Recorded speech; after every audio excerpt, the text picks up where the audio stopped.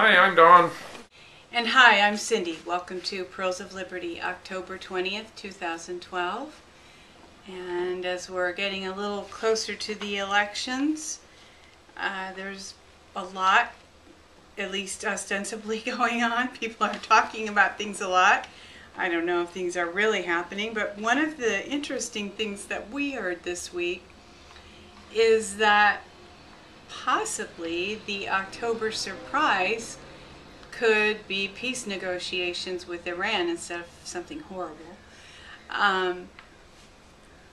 Barack sent his right-hand person, or possibly his handler, and Don will elaborate, to Iran for peace meetings. So maybe they're going to spring a surprise on us that there's no more conflict with Iran. Wouldn't that be nice? Well, yeah, I actually didn't read the story. I just heard Joe Farah talk about it on the InfoWars Money Bomb special. So I have to admit I don't know that much about the story, but it is a really interesting slant on things that if the October surprise is peace, that would actually be a nice surprise. But according to Farah, it's a fake peace. It's something that's not supposed to last behind the scenes, but on the surface it's supposed to look like it so that Obama can pose as a peace candidate and people are fed up with wars and that would help him get the vote. But, you know, I have to say that's better than trying to go in the direction of war and getting America behind you and saying, rah, rah, rah, let's go drop some bombs. So, hey, if the people are putting pressure on this administration to move in that direction, I say that's a good thing. So we'll see what happens. Not holding my breath on that one, but I see that as an encouraging development.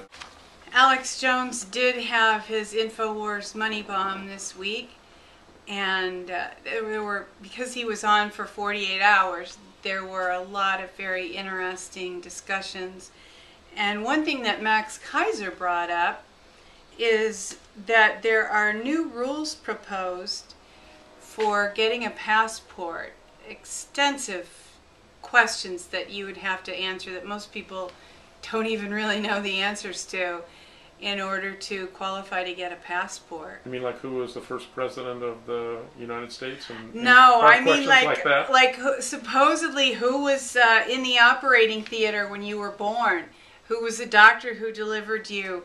And one article I read said they want to know a list of every single job, every position you've ever held. So if you're, if you're 19, that's not a problem. But if you're our age, it's pretty difficult to think back. So papers, please, is like a stack like this high, right? Once you get the passport, it's still little, but getting it is, you have to fill out a huge stack of questions, yes. Very interesting. But that's just proposed, right? It's not in place yet. Correct. It's proposed. Oh. Yeah. So it's not in place. So if you don't have a passport, this is probably a good time to go ahead and get one. And there was an interesting article this week, I think it was on Removing the Shackles, stating that a huge amount of silver had been released from Brinks. 25% of all silver that was being held by Brinks and 12% of all registered silver were withdrawn between a week ago Friday, which would have been the 12th, and I think it was Wednesday. So not positive what that means, but it probably doesn't mean anything very good for the markets. Well, the big fat cats are getting their money out, and they know that real commodities, gold and silver, are the way to do that. Of course, the silver is more the people's money, but I think that the fat cats fear the people getting the silver, so I think they want to leave us, little people, holding the bag of the paper silver certificates or whatever silver shares that you have electronically that you're hoping to be able to cash in. Now is probably the time to do it while the silver's still at least nominally really there. If you're one of the first people to take delivery, then you're more likely than if you're at the end of the line. So that's pretty much what we're seeing. And of course, there was a debate this week, and we did watch or listen to pretty much the entire thing. And we saw what everybody saw, that favors seemed to be given to Obama.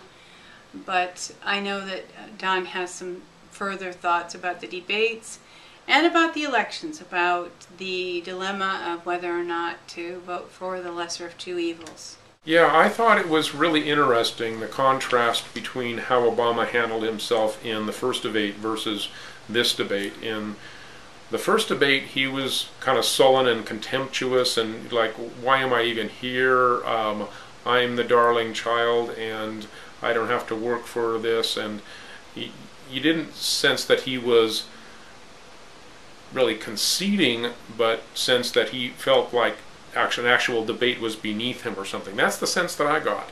This time it was different. He was in there fighting. Of course, both candidates were doing more obscuring of the truth than actual presentation of the truth. They were using debate tactics like picking the statistic that proves your point and pretending like that's a comprehensive study, all that kind of stuff. And the moderator was clearly favoring Obama, but I tend to believe and agree with those that say that she was probably more fair than most. American journalism is not what it once was, and Obama got more time. So a lot of Obama supporters really thought that Obama kicked butt in that debate. I'm definitely not of that opinion. I thought that it was close to a draw, but not any kind of encouraging draw on either side. Romney clearly is not a Second Amendment advocate, and those kind of questions came up that revealed that. So there's nothing to get excited about here, folks. If you're into Romney as being not Obama and you think it's important to vote against Obama, I can actually understand that. I really can. I can't personally get behind supporting the guy. Hey, we're in California, so it doesn't matter. The state's probably going to go to Obama anyway. I will probably vote third party just to kind of put my energy behind that movement. But as far as this whole philosophy of once you're awake that you shouldn't vote for either of the two main parties, I have to disagree with that too, because sometimes strategically you do want to slow down the juggernaut by voting for the other guy. And when the globalists have to change horses in order to change or get their traction going again, well, that's probably a good thing to slow down the machine. There really are two competing camps in the New World Order, the Fabian Socialists and the National Socialists, or the Nazi faction. And the one is not better than the other.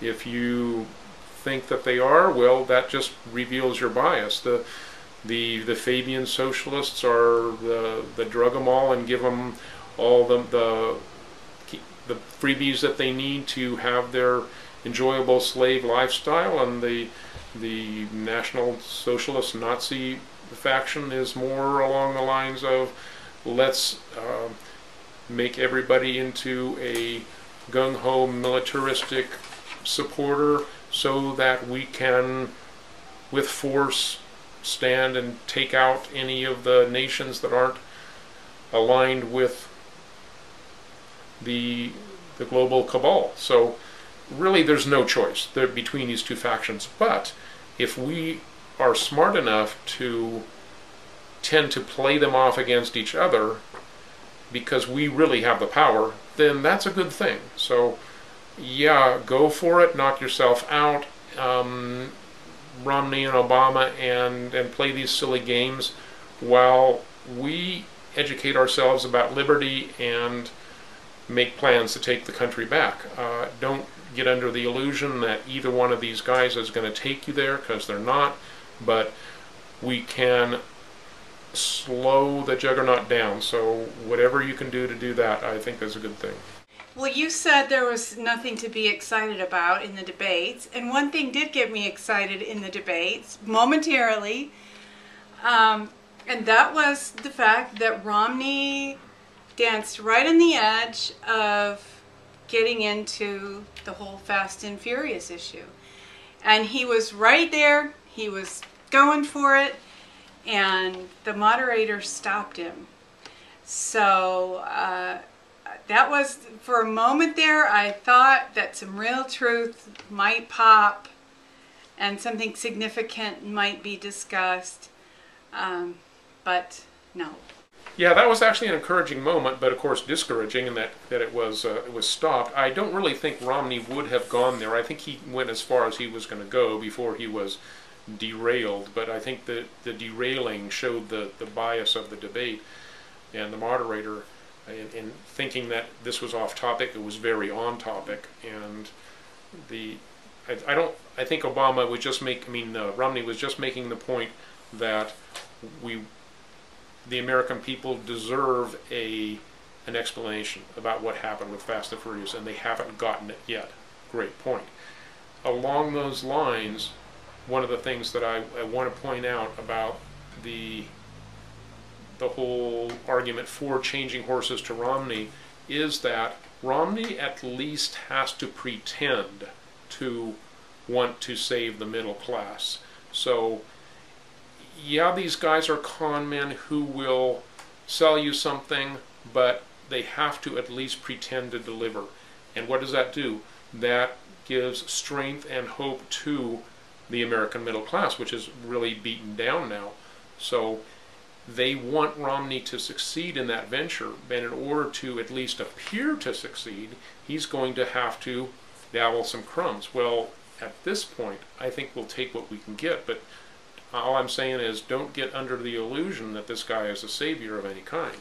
One significant aspect of the elections this year for us in California is Proposition 37. And we won't discuss it to a huge degree, but there's an interesting graph that we will put up that shows how much people's opinions and their intentions to vote have been impacted by the $36 million so far that has been spent to oppose Proposition 37. So, like I said, we'll let the graphic do the talking on that one. One picture is worth more than 1,000 words in that case. We're very much for it. I understand that some people in the liberty movement, and especially also the Republican Party, is actually against it because they use the argument that this is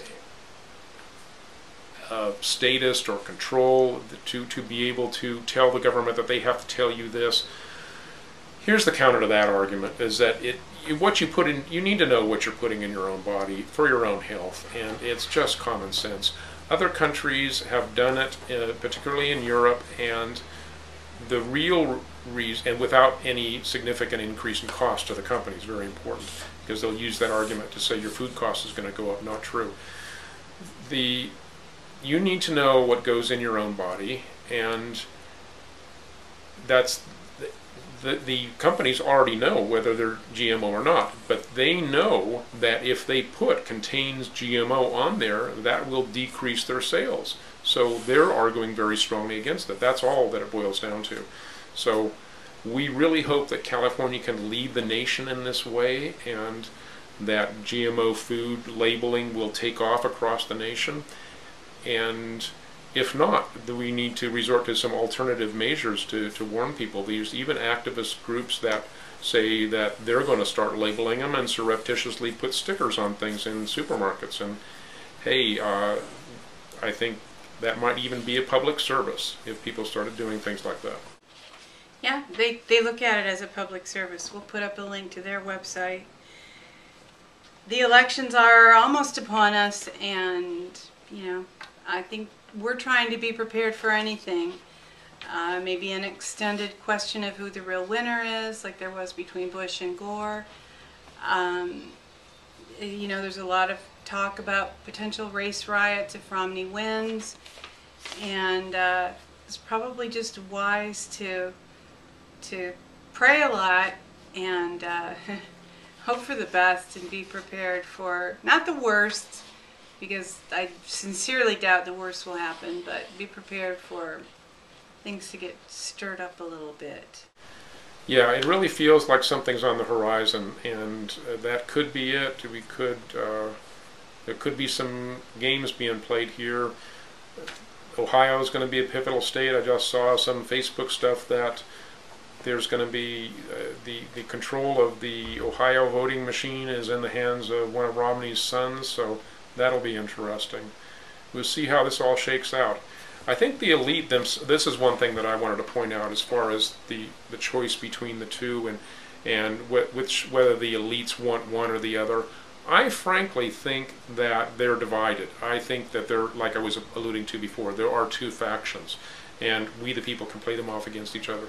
But what I think that they're actually doing now, because these guys believe in survival of the fittest and pitting themselves against each other, they will let these guys duke it out. And that's what I saw Obama doing in that debate, the last debate, the town hall style debate, is getting into the ring and saying, look, I've got this political machinery, I'm not going to let go of it, and I'm not going to walk away from it.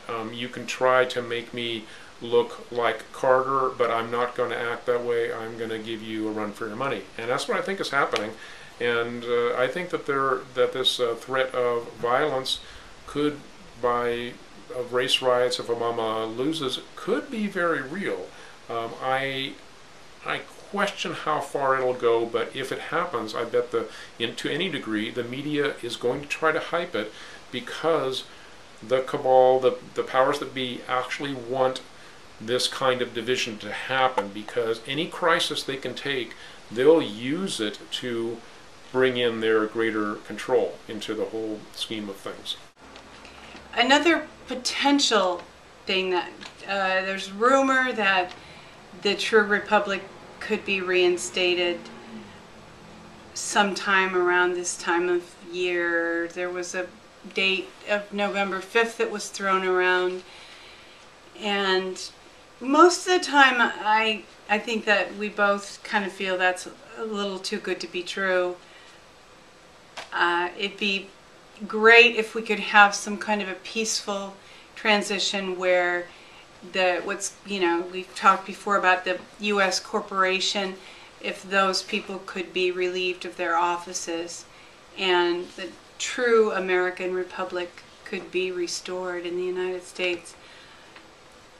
That really remains to be seen. Well, yeah, I think it's worth mentioning that a lot of people are expecting something along those lines. I'll tell you frankly, my position is that if without a banking system shift, then that's going to be powerless. There's not going to be any real change until the money system changes. We have to get out of debt-based, fiat, interest-bearing money creation. It is an enslavement system, pure and simple, and it always enables the controllers to pick the winners and the losers to advance their own agenda, and there is no way out except for that. Actually, and I keep pointing this out, I'm really hoping that in whatever hard times come, that there will be little local currencies to encourage local commerce, and there's different groups. I heard a caller into Alex Jones when Amber Lyon was on, talking about the idea of one is mountain time, and then there's other, but they're time-based local currencies, and they're springing up in different regions of the country. There's several of them now, but they only have like a few businesses involved in each at the first. But this is a very grassroots thing, and it is. See, we the people are the real source of the money. We're the real source of the wealth. Our labor is what builds everything. It's not gold that builds everything. It's the labor, the blood, sweat, and tears, the expertise, the craftsmanship, the ability that still exists in America today. I work on computers. I know how to do stuff on computers. I have valuable skills. There are other people that have valuable skills. We're not devoid of that. There's a lot of manufacturing capability that's shift off, but there's still a lot of value that we can do serving one another, and we can monetize that. So there's a real potential for a grassroots system, and I see it starting to happen. So that's when I think real change is going to come, and I'm looking more in that direction than in any kind of a restoration of the republic. Although those things are encouraging, people learning about what real government is, what real the principles of republic are, and the true republic is not a watered-down democratic republic. If we could get back to a true republic that was actually before the Constitution, that's the ideal. But we've got a long ways to go before that. We've just got to get the energy to get there, and part of that energy is monetizing the right stuff. So I encourage you to look into those things. Yeah. Safeguard your life force. That's really, you're the only person who's a steward over your own life force, and ultimately you're the one who gets to direct that, and it does produce value, and it has great significance. It is, I don't know, maybe it's God's breath. One of the things that was discussed on Alex Jones's 48-hour money bomb was the whole issue of pedophilia, and with the football team, and just all the wide-reaching implications. And also R.J. Hunter mentioned yesterday morning on Morning Liberty that there's the Boyscouts are now being exposed as having been for many decades a bastion of homosexual child abuse. And you know, you might guess that. I mean, we all heard stories growing up, but the issue was that, like the Catholic Church, the Boy Scouts always swept these issues under the carpet and didn't prosecute, didn't remove from positions people who were participating in these kind of crimes against children. So very sad. Yeah, very sad. But it's encouraging that this stuff is coming to light, that it no longer can be ignored. And of course you have to look in the non-mainstream media to find it, but that's what's encouraging, and that it is coming out. And there needs to be a purging in order for us to have healing. The first stage of being cleansed is to get the garbage out, so of healing. So that's happening with America right now. I think that there's going to be more and more of it, and hopefully to the point where some of the nefarious things that some major big name leaders have done become common knowledge. This needs to happen. We can't sweep it under the rug. We have to go through this. It's difficult, but we need to face these things so that we can learn and move on. Otherwise we'll go into these repeating cycles that history does. These type of dominating and abusing people get into power and are attracted to power, and we need to face the fact that they have, so that we can learn not to do it again. You know, I wonder, just hearing you say what you just said, whether the bad guys in power believe that they have softened up our culture to the extent that we won't be as offended as maybe we should be, and maybe we'll tend to not take action against them. Absolutely. I do believe that they have brought our level of morality down so that we don't have the moral grounds to stand against these horrific abusive crimes. That's definitely been part of their strategy. But also recognize that they are prepared for a backlash, in that they would be the first ones to lead a religious crusade against this kind of behavior.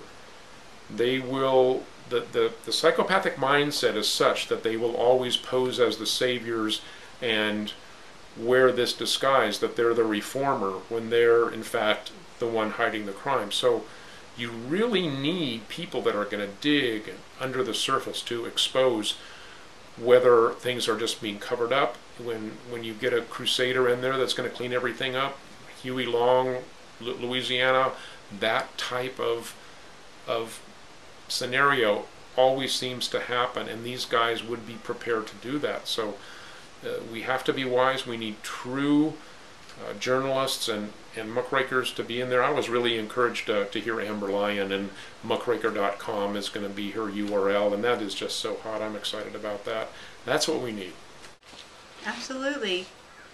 And just as an aside, the more New Age leaning truther people are considering tomorrow, October 21st, a very special day, and they're asking everyone to join energy and release hope for positive change. And as a Christian, I am more than willing to set aside my some of my old paradigms and thoughts about that sort of thing and agree with them in prayer. So, hoping for positive change, and if you're a praying person, maybe tomorrow you can just be praying, be meditating, be asking God for peace, be considering and visualizing, if that's the way you roll, a better world for everybody. I love the bumper sticker that says "Visualize World Peace." That's one of my favorite bumper stickers. So, world peace. But no, I have to agree that the people that have been focusing on increasing positive energy in whatever form you're doing it, crystals or different harmonics or colors or sights and sounds or gifting in various ways in different parts of the planet to overcome the negative energies, Dawn and Laura Croft, all that stuff, that's good stuff. That's not stuff to fight about. That's stuff to cause us to move together in the direction of making our world a more positive place, and do it every day, but especially do it tomorrow. So thanks for watching us this week. See the world the way that it really is. See yourself in it, and walk your walk. You are the one that you've been waiting for.